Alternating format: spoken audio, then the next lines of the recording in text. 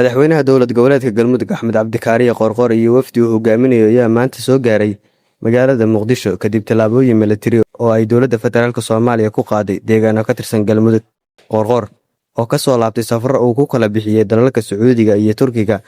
ayaa si diiran loogu soo dhaweeyay caasimadda, waxaana la filayaa inuu wada hadal la yeesho madaxda sare ee dowladda federaalka oo uu ka mid yahay madaxweyne Xasan Sheekh Maxamuud. Ilawareedyo lagu kalsoonaan karo ayaa sheegaya in kulamadaasi diiradda lagu saari doono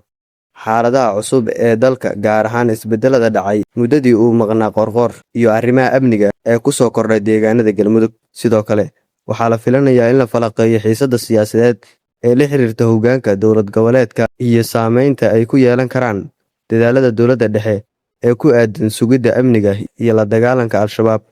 Imaanshaha Qoorqoor ee Muqdisho ayaa ku soo beegmaya xilli dowladda federaalka ay dhowaan saanad ciidan ka dejisay magaalada Dhuusamareeb, taas oo la sheegay